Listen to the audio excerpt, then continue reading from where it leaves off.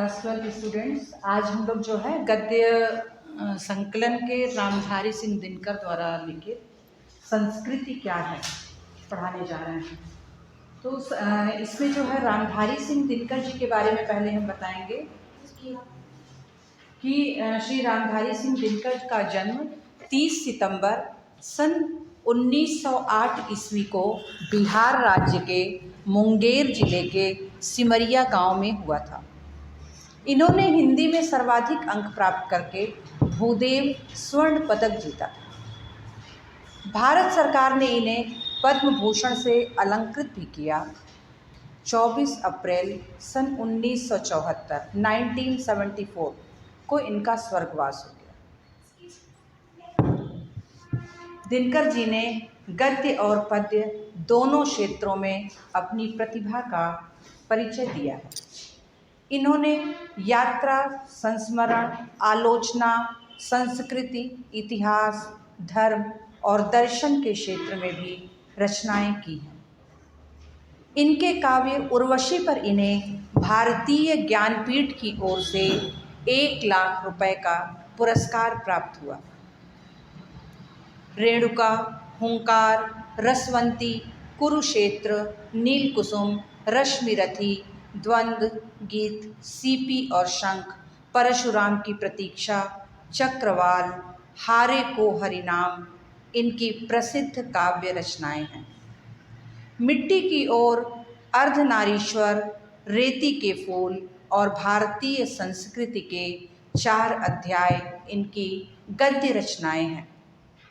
इनकी रचनाओं में अतीत के प्रति प्रेम, पूंजीवाद के प्रति आक्रोश तथा विश्व प्रेम की झलक है। दिनकर जी अपने युग के प्रतिनिधि कवि थे। तो बच्चों, रामधारी सिंह दिनकर के जो है बहुमुखी प्रतिभा के धनी थे। इन्होंने जो है उस समय जो राष्ट्रीय आंदोलन चल रहा था उसमें इनकी विशेष भूमिका थी। उस समय हिंदी साहित्य का बहुत बड़ा योगदान था कि ये लोग अपने रचनाओं के द्वारा, अपने पत्रिकाओं के द्वारा लोगों में जागरण का काम करते थे, सोई हुई जनता को जगाने का काम करते थे। तो इसलिए ऐसी रचनाएं इन लोगों ने लिखा कि हमारे जो देशवासी थे उन लोगों में एक चेतना जगी, जिससे कि ये लोग स्वतंत्रता संग्राम की लड़ाई में बहुत तेज़ी लाए, बहुत तेज़ी से जो है उसमें स्वतंत्रता पाने की लहर आ गई। तो ये रामधारी सिंह दिनकर की ये जो रचना है, ये जो निबंध है, निबंध की तरह से ये दिया हुआ है, संस्कृति क्या है, तो इसको अब हम एक्सप्लेन करेंगे। संस्कृति ऐसी चीज़ है जिसे लक्षणों से तो हम जान सकते हैं, किंतु उसकी परिभाषा नहीं दे सकते। कुछ अंशों में वह सभ्यता से भिन्न गुण है। अंग्रेजी में कहावत है कि सभ्यता वह चीज़ है जो हमारे पास है, संस्कृति वह गुण है जो हम में व्याप्त है। अंडरलाइन। मोटर, महल, सड़क, हवाई जहाज, पोशाक और अच्छा भोजन, ये तथा इनके समान सारी अन्य स्थूल वस्तुएं, स्थूल वस्तुएं मतलब कि जो स्थिर, जिसका आकार परिवर्तित नहीं होता है, स्थूल वस्तुएं संस्कृति नहीं सभ्यता के सामान हैं। मगर पोशाक पहनने और भोजन करने में जो कला है वह संस्कृति की चीज़ है। इसी प्रकार मोटर बनाने और उसका उपयोग करने, महलों के निर्माण में रुचि का परिचय देने और सड़कों तथा हवाई जहाज़ों की रचना में जो ज्ञान लगता है उसे अर्जित करने में, अर्जित करना मतलब अपने में गेन करना, तो अर्जित करने में संस्कृति अपने को व्यक्त करती है। हर सुसभ्य आदमी सुसंस्कृत ही होता है, ऐसा नहीं कहा जा सकता, क्योंकि अच्छी पोशाक पहनने वाला आदमी भी तबीयत से नंगा हो सकता है, और तबीयत से नंगा होना संस्कृति के खिलाफ बात है। इनका कहने का, लेखक का मतलब ये है कि जो संस्कृति और सभ्यता के बारे में इन्होंने कहा है कि जो हमारा कल्चर है, जो हमारी संस्कृति है वो क्या है और जो हमारी सभ्यता है वो क्या है। बहुत मामूली सा दोनों के अंदर फ़र्क है। कि जो हमारी संस्कृति जैसे हम लोग बात करते हैं कि हमारी भारतीय संस्कृति सबसे प्राचीन है ना। हमारी पूरी विश्व की सभ्यताओं में सबसे प्राचीन संस्कृति भारतीय संस्कृति है। और भारत की जो संस्कृति है ये ऐसी है कि जिसको पूरे विश्व में इसकी एक अपनी अलग पहचान है, क्योंकि हमारा भारत जो है ये देवताओं की नगरी है। यहाँ पे सारे देवता रहे हैं, निवास किए हैं, और हमारे यहाँ की जो पुरुष और स्त्री हैं उनके में वो देवत्व आया है, वो देवताओं के गुण आए हैं। और जो हमारा कल्चर है, जो हमारी संस्कृति है, जैसे कि अतिथि देवो भव है ना, मातृ देवो भव, पितृ देवो भव, मतलब पिता ही देवता है, माता ही देवता है, और अतिथि का हमको सत्कार करना है। मतलब हमारे यहाँ जो माता पिता का स्थान दिया जाता है वो भगवान के बराबर दिया जाता है। हम लोग क्या कहा जाता है ना कि भगवान का दूसरा रूप है हमारे माता पिता, जो हमारा पालन पोषण करते हैं। डायरेक्ट भगवान तो आके हमको खाना नहीं खिलाते ना, डायरेक्ट भगवान आके हमारे चीज़ों का इंतज़ाम तो नहीं करते, तो वो उस रूप में हमारी माँ को भेजते हैं, और माँ फिर हमारा पालन करती है, पिता उनकी ज़रूरतों को पूरा करता है। तो ये सब हमारे कल्चर में है कि जो हमारी इन ज़रूरतों को पूरा करता है वो भगवान के बराबर उसका स्थान है। तो ये हमारी पुरानी संस्कृति है। और जो भारतीय पुरानी संस्कृति है वो कैसी है, एक वट वृक्ष की तरह है। वट वृक्ष समझते हो ना, बरगद का पुराना पेड़, उसकी जड़ें बहुत दूर तक फैली होती हैं, और पेड़ भी बहुत पुराना होता है। उसको जो है कोई हटा नहीं सकता, उसकी जड़ों को ख़त्म नहीं कोई कर सकता है।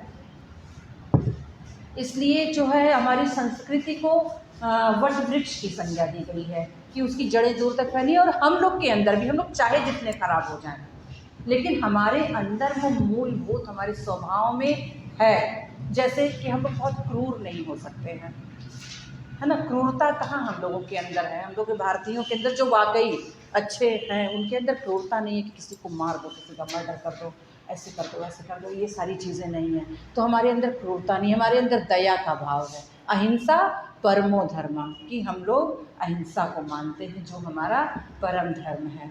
और हमारे अंदर दया है, त्याग है, मानवता है, ये हमारे संस्कृति की पहचान है। और हम किसी का लेते नहीं हैं बल्कि देने की इच्छा रखते हैं, हम दूसरों को देने की इच्छा रखते हैं, ये हमारी संस्कृति की मूल विशेषता है।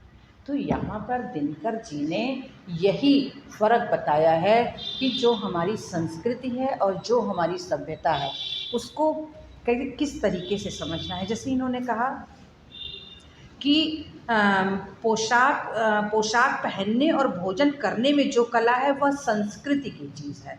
मतलब हम लोग जो यहाँ पर जिस तरीके से रहते हैं, जो पोशाक, जो ड्रेसेस पहनते हैं और जो खाना खाते हैं, हम लोग भारतीय संस्कृति के, भारतीय जो यहाँ का एटमॉस्फेयर है, जो प्राकृतिक चीज़ें, उसी के आधार पे पहनते हैं और उसी के आधार पे भोजन करते हैं। तो ये संस्कृति की चीज़ है।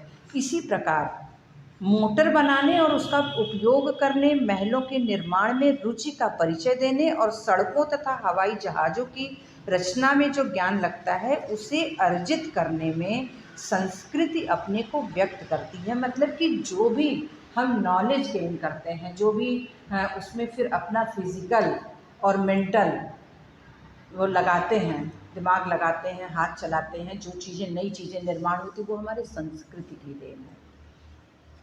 हर सुसभ्य आदमी सुसंस्कृत ही होता है, ऐसा नहीं कहा जा सकता।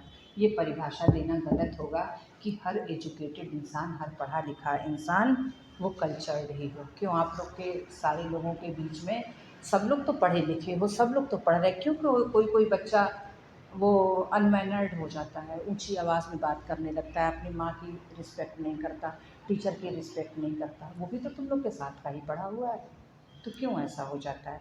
तो वही ये है कि हर सुसभ्य आदमी सुसंस्कृत ही होता है, ऐसा नहीं कहा जा सकता।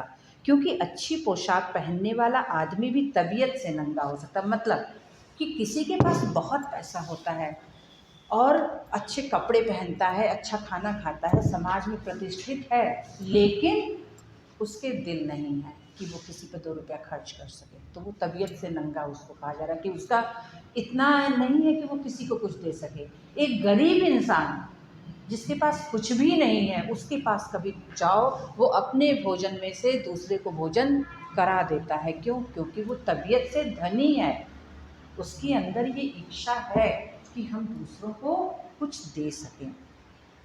और तब भी यह भी नहीं कहा जा सकता कि हर सुसंस्कृत आदमी सभ्य ही होता है, क्योंकि सभ्यता की पहचान सुख सुविधा और ठाट बाट है। मगर बहुत से ऐसे लोग हैं जो सड़े गले झोपड़ों में रहते हैं, जिनके पास काफ़ी कपड़े भी नहीं होते हैं और न कपड़े पहनने के अच्छे ढंग ही उन्हें मालूम होते हैं, लेकिन फिर भी उनमें विनय और सदाचार होता है।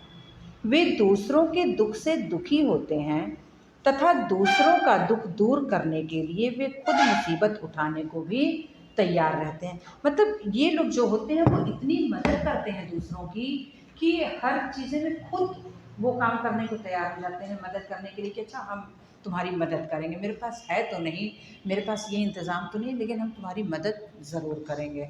तो इस तरह का वो इंसान होता है। वो दूसरों के दुख से दुखी होते हैं और दूसरों का दुख दूर करने के लिए वे खुद मुसीबत उठाने को भी तैयार हो जाते हैं। वहीं पर एक बहुत ज़्यादा पैसे वाला इंसान होता है, कहता है जाने तो कौन पेन ले, कौन दौड़े उसके लिए, मेरे पास समय नहीं है ना, इस तरह की बातें करता है। लेकिन वहीं एक साधारण इंसान वो अपना समय खर्च करके वो दूसरों की मदद करने के लिए जाता है। तो बड़ा कौन हुआ? जो दूसरों की मदद करता है, वो सच्चा इंसान है जो दूसरों की मदद करता है, क्योंकि उसकी मदद तब खुद भगवान करते हैं। वो देखते हैं, सब कुछ चेक करते हैं कि कैसा है, सब कुछ तो वही करने वाले हैं। तो वो देखते हैं कि कौन कैसा इंसान है, तो उसकी मदद खुद से होती है। देखिए, छोटा नागपुर की आदिवासी जनता पूर्ण रूप से सभ्य तो नहीं कही जा सकती, क्योंकि सभ्यता के बड़े बड़े उपकरण उनके पास नहीं हैं, लेकिन दया माया सच्चाई और सदाचार उससे कम नहीं है। अतएव उसे सुसंस्कृत समझने में कोई उज्र नहीं होना चाहिए। मतलब कि जो छोटा नागपुर की आदिवासी, ये एक एग्ज़ाम्पल दे रहे हैं कि वहाँ की आदिवासी जनता जो है वो पूर्ण रूप से सभ्य नहीं कही जा सकती है, क्योंकि उसके पास, जैसे कि आप लोग हिस्ट्री में पढ़े रहे होंगे कि ये सिंधु घाटी की सभ्यता है, ये पढ़े होंगे हिस्ट्री में, एर्थ में, तो कि ये यहाँ की सभ्यता है, ये बहुत पुरानी पुरानी सभ्यता, पहले 4 बहुत पुराने वो थे, सुमेरियन सभ्यता, सीरियन सभ्यता, इस तरह की सभ्यताएं थी ना। तो उन्हीं सबों के अवशेष से अब जो है नई सभ्यताएं उपजी हैं, उन्हीं को नया किया जा रहा है। तो ये सब पुरानी सभ्यताएं थी, और पुरानी सभ्यताएं जो है वो जीर्ण शीर्ण हो जाती हैं, मतलब टूट जाती हैं, खंडहर हो जाती हैं। आप सारनाथ जाइए बनारस में, वहाँ पे आपको टूटे टूटे अवशेष दिखते हैं। आप कुशीनगर जाइए, ये बौद्ध जो है, तो वो सब पुरानी सभ्यताएं हमारी थी, वो अब वो मतलब ईंट पत्थर के बने हुए जो चीज़ें थी, जो अवशेष हैं, वो टूटे हुए भी हैं। तो वो क्या है? वो सभ्यता है। और संस्कृति क्या है? वो हमारे माइंड में बसती है कि हमको उसके हिसाब से रहना है। और सभ्यता क्या है? वो हमको दिखाई देती है कि ये बने हुए ईंट पत्थर के महल, इस तरह का पहले भवनों का क्या स्ट्रक्चर हुआ करता था, किस तरह से होता था कि बीच में आंगन है, फिर कमरे हैं, इस तरह का आपको पढ़े होंगे पहले कि पहले इस टाइप के घर हुआ करते थे। तो वो पुरानी सभ्यताएं हैं। और संस्कृति का किया जाता है कि हमारी प्राचीन संस्कृति ये है, ये दोनों का डिफरेंस है। तो यहाँ पे अतएव उसे संस्कृत समझने में कोई उज्र नहीं है। प्राचीन भारत में ऋषिगण जंगलों में रहते थे, और जंगलों में वो कोठे और महल बनाकर नहीं रहते थे। फूस की झोपड़ियों में वास करना, जंगलों के जीवों से दोस्ती और प्यार करना, किसी भी मोटे काम को अपने हाथ से करने में हिचकिचाहट नहीं दिखाना, पत्तों में खाना और मिट्टी के बर्तनों में रसोई पकाना, यही उनकी ज़िंदगी थी। मतलब जो बहुत पुराने लोग थे वो झोपड़ियों में रहते थे और जंगल के जीवों के साथ रहते थे, उनको प्यार भी करते थे, और कोई भी काम करने में उनको कोई शर्म नहीं थी। वे लोग खुद से घर बनाया करते थे, खुद से। ऑस्ट्रेलिया में जैसे आज भी लोग खुद से घर बनाया करते हैं। वही थी हमारे यहाँ की पुरानी सभ्यता की। यहाँ पे जो है लोग खुद से काम किया करते थे, अपने से घर बनाया करते थे और पत्तों में खाते थे। बहुत पहले वो कहा भी जाता है कि पर्णकुटी में रहते थे। पर्णकुटी मतलब पत्तों की कुटी में रहते थे और पत्तों पर ही खाते थे और पत्तों के ही वस्त्र भी बना करते थे। और मिट्टी के बर्तनों में रसोई पकाना, मिट्टी के बर्तन रहते थे उसी में वो खाना भी पकाया करते थे। यही उनकी ज़िंदगी थी। ये लक्षण आज की यूरोपीय परिभाषा के अनुसार सभ्यता के लक्षण नहीं माने जाते। फिर भी वे ऋषिगण सुसंस्कृत ही नहीं थे, बल्कि वे हमारी जाति की संस्कृति का निर्माण करते थे। सभ्यता और संस्कृति में यह एक मौलिक भेद है, जिसे समझे बिना हमें कहीं कहीं कठिनाई का सामना करना पड़ सकता है। अब यहाँ पर वो बता रहे हैं कि सभ्यता और संस्कृति में ये सारे भेद हैं जिसको कि समझना ज़रूरी है। ये हम क्वेश्चन आंसर आपको लिखवाएंगे कि सभ्यता और संस्कृति में क्या अंतर है, वो पॉइंट्स उसका हम आंसर के साथ बताएंगे। मगर वह कठिनाई कहीं कहीं नहीं आती है। साधारण नियम यही है कि संस्कृति और सभ्यता की प्रगति अधिकतर एक साथ होती है और दोनों का एक दूसरे पर प्रभाव भी पड़ता रहता है। उदाहरण के लिए, जब हम कोई घर बनाने लगते हैं, जब स्थूल रूप में वह सभ्यता का कार्य होता है, मगर हम घर का कौन सा नक्शा पसंद करते हैं इसका निर्णय हमारी सांस्कृतिक रुचि करती है। तो समझ रहे हो ना कि जो मेरी रुचि है जिस चीज़ को करने में, वो क्या हो जाएगा, क्या होगा, संस्कृति हो जाएगी। और जो हम काम करते हैं वो हो जा रही हमारी सभ्यता। जो हम फिजिकल वर्क करते हैं वो हमारी सभ्यता, जो हम मेंटल वर्क करते हैं वो हमारी संस्कृति है ना। मानसिक रूप से जिन चीज़ों से हम जुड़े हैं, और जो मानसिक चीज़ों से हम जुड़े हैं वो जुड़े ही रहते हैं। सोते जगते उठते मेरे माइंड में ये चलता रहेगा कि हमको ये करना है, ये नहीं करना है। और सभ्यता क्या है कि हम अपने हाथों से अपना घर बना रहे हैं या अपने हाथों से जो किसी भी चीज़ का निर्माण कर रहे हैं। तो सभ्यता और संस्कृति का ये सबसे बड़ा फर्क है। और संस्कृति की प्रेरणा से हम जैसा घर बनाते हैं वह फिर हमारी सभ्यता का अंग बन जाता है। इस प्रकार सभ्यता के संस्कृति पर और संस्कृति के सभ्यता पर पड़ने वाले प्रभाव का क्रम निरंतर चलता ही रहता है। यहाँ एक बात भी समझ लेनी चाहिए कि संस्कृति और प्रकृति में भी भेद है। गुस्सा करना मनुष्य की प्रकृति, लोभ में पड़ना उसका स्वभाव है। ईर्ष्या, मोह, राग, द्वेष और काम वासना ये सब के सब प्रकृति दत्त गुण हैं। मगर प्रकृति के ये गुण अगर बेरोक टोक छोड़ दिए जाएं तो आदमी और जानवर में कोई भेद नहीं रह जाएगा। इसलिए मनुष्य प्रकृति के इन आवेगों पर रोक लगाता है और कोशिश करता है कि वह गुस्से के वश में नहीं बल्कि गुस्सा ही उसके वश में रहे।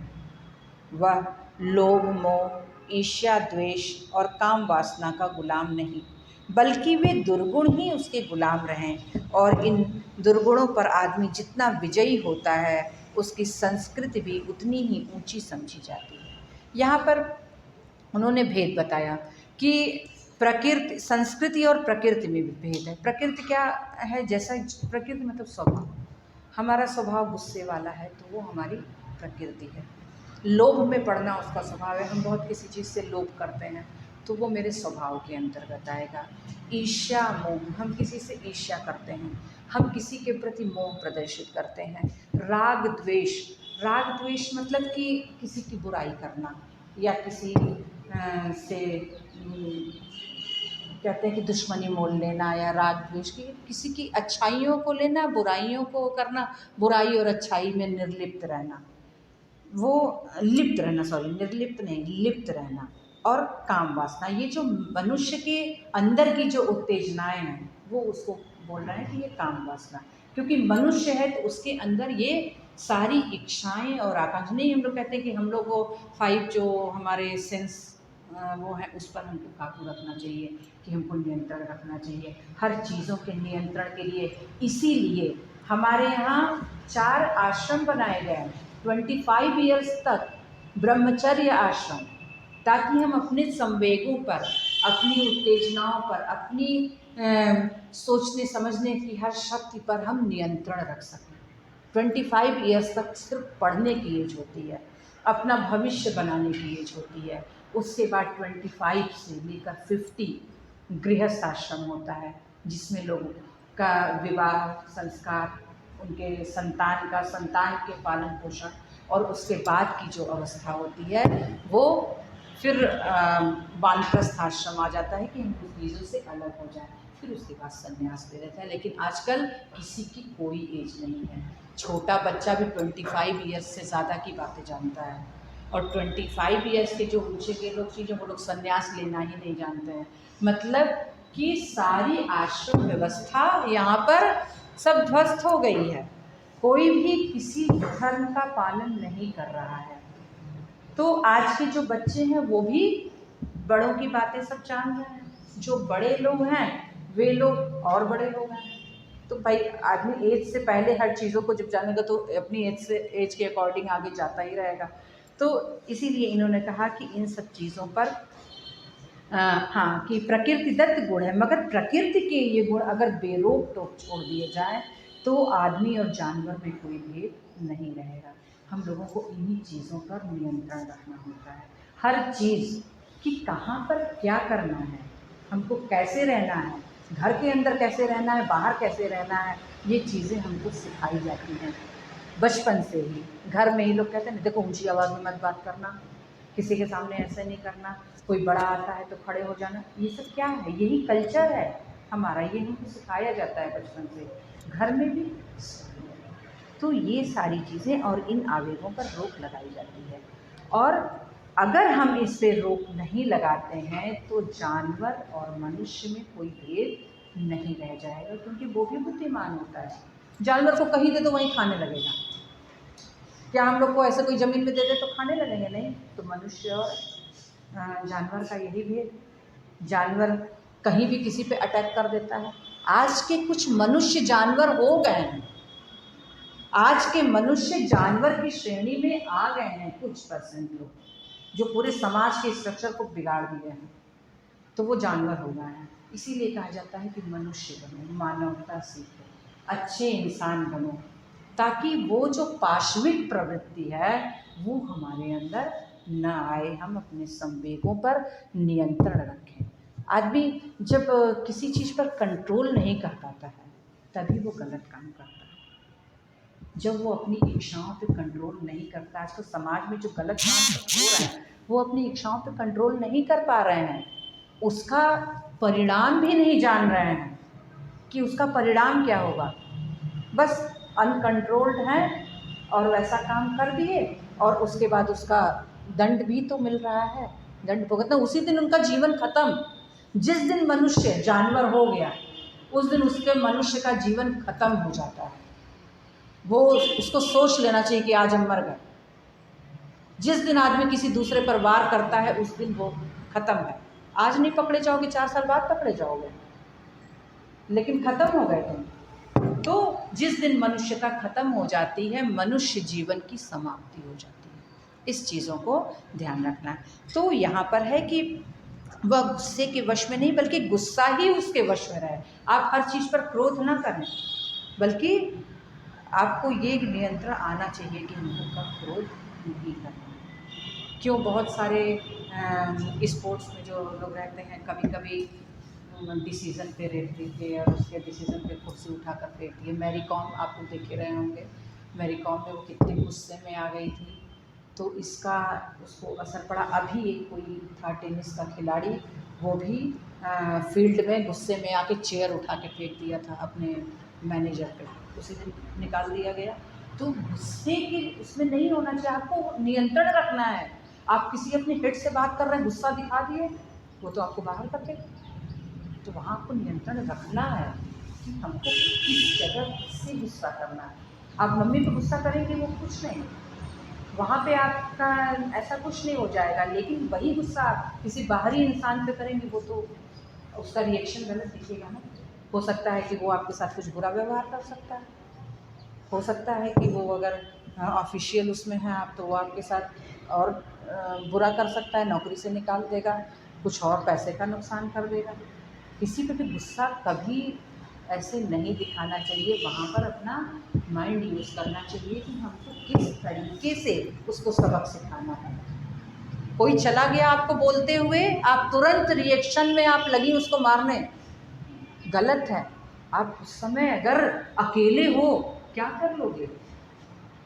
उस परिस्थिति को देखकर वॉच करके आपको तभी कुछ करना है जब आप कहीं हो या कोई हो दूर से आपको तुरंत संभालने वाला। तब तो आप अकेले जा रहे हैं कहीं, कोई आपसे कुछ कुछ बोला लगे पीटने, पता नहीं कितने लोग छिपे हुए हैं कहाँ कहाँ, कुछ पता है? ऐसा कुछ नहीं। ऐसा कभी भी आवेग में आकर ऐसा कभी कोई काम नहीं करना है कि जिससे उल्टे हमारा नुकसान हो जाए।